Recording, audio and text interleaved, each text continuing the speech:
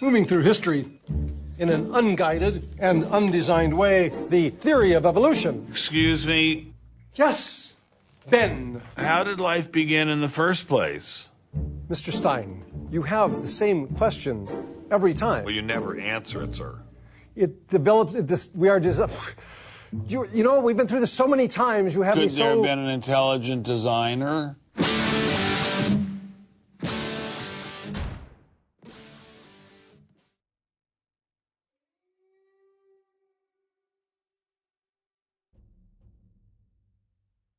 I now realize it's my duty to get the word out, to warn others before it's too late.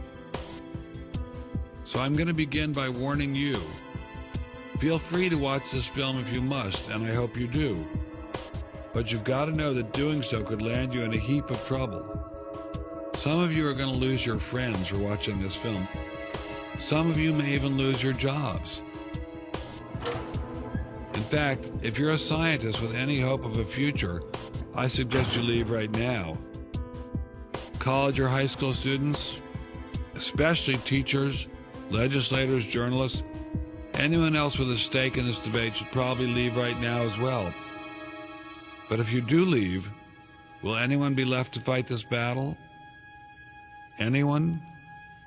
Anyone?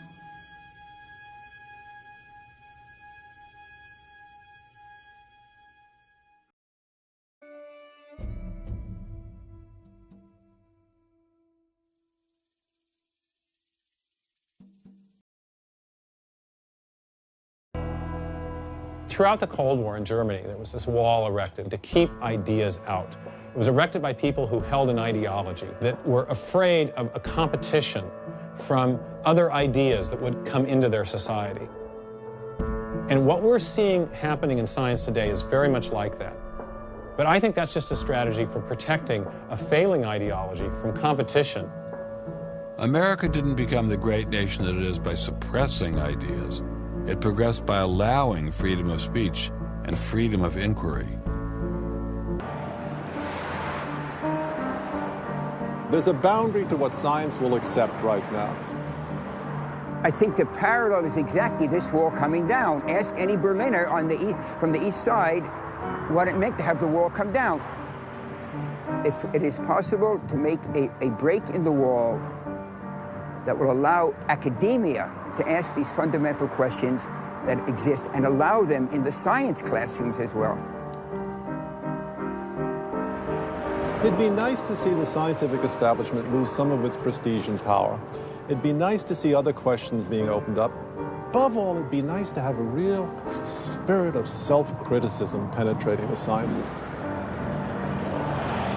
What can I do to bring down the wall? Is there anything I can do?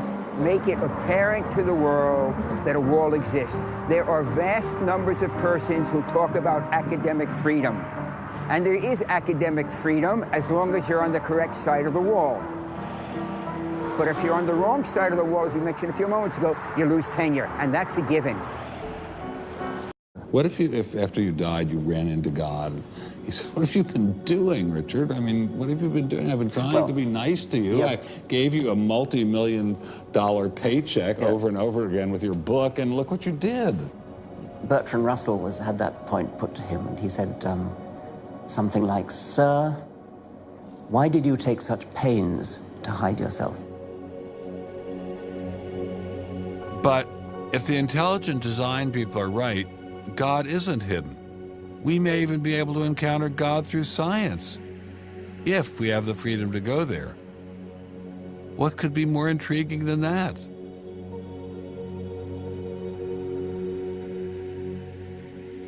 We take freedom for granted here in the United States. Freedom is what this country is all about. And a huge part of freedom is freedom of inquiry.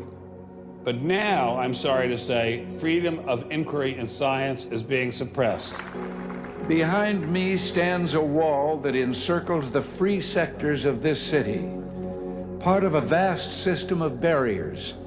There are people out there who want to keep science in a little box where it can't possibly touch a higher power, cannot possibly touch God.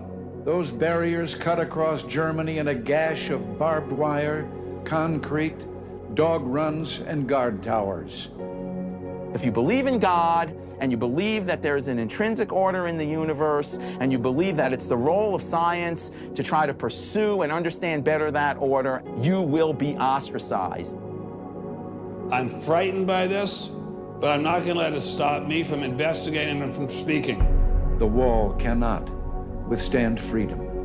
What I'm asking for is the freedom to follow the evidence wherever it leads. My hope is that there'll be enough independent thinking scientists who don't like to be told what to think. People on both sides of the argument being prepared to talk and listen. And above all, a willingness to keep these dialogues open. It might allow a lot of very good scientists to be scientists who aren't being allowed to be scientists right now. I don't care what they end up as being. I don't care if they end up being religious, a young earth creationist. If they have thought their way through the issues and get there, I'm all for them. And why do I think we're going to win in this struggle? Because truth-crushed earth will rise again. To find out what's true has a value all of its own. If it has additional good consequences, so be it. Because no lie can live forever. And I believe that science gives us one perspective on the world, and our religious insight gives us another perspective on the world. And by putting the two together, they will see more deeply and more truly. And if we will stand up for freedom, freedom is the victor. And if we all do that, we will overcome.